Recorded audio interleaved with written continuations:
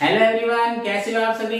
बेटा आज का जो हमारा टॉपिक है वो है क्वांटाइजेशन ऑफ चार्ज। तो सबसे पहले आपको क्वांटाइजेशन का मतलब पता होना चाहिए कि क्वांटाइजेशन का मतलब क्या होता है।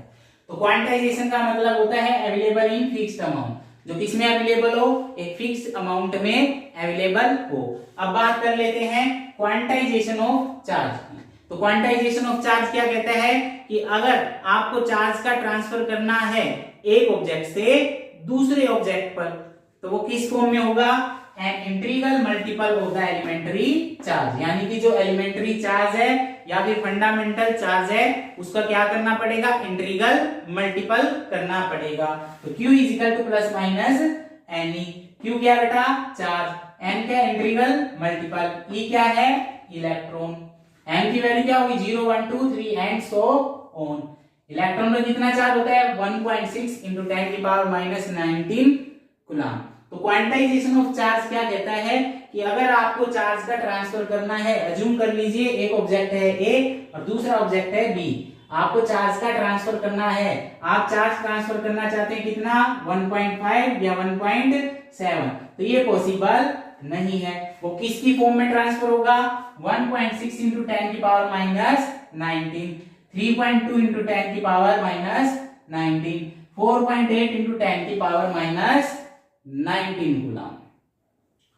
तो अब बात कर लेते हैं नंबर ऑफ इलेक्ट्रॉन कि एक कूलम ऑफ चार्ज है या 1 कूलम ऑफ चार्ज है, उसमें कितने नंबर ऑफ इलेक्ट्रॉन होते हैं, 6.25 इंटू 10 की पावर 18 इलेक्ट्रॉन्स।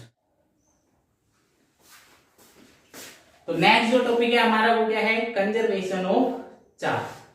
तो कंजर्वेशन ऑफ चार्ज क्या कहता है, total charge in an isolated system remains constant. तो जो टोटल चार्ज होगा आइसोलेटेड सिस्टम में वो क्या रहेगा, हमेशा कांस्टेंट रहेगा।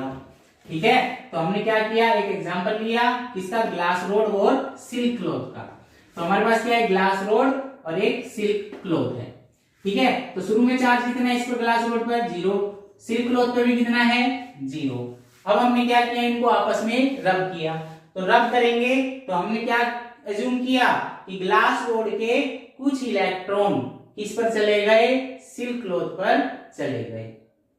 ठीक है, इसका मतलब सिल्क क्लॉथ ने क्या किया, गेन, तो इसलिए इस पे कौन सा चार्ज, नेगेटिव चार्ज।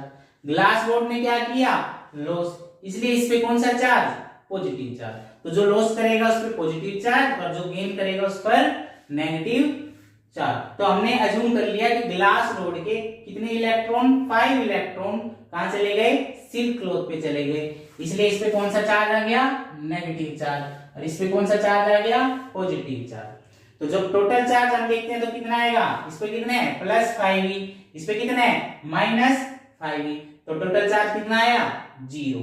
तो law of conservation of charge क्या कहता है कि total charge in an isolated system remains constant. तो पहले 0 था तो बाद में भी क्या आ गया, 0 आ गया।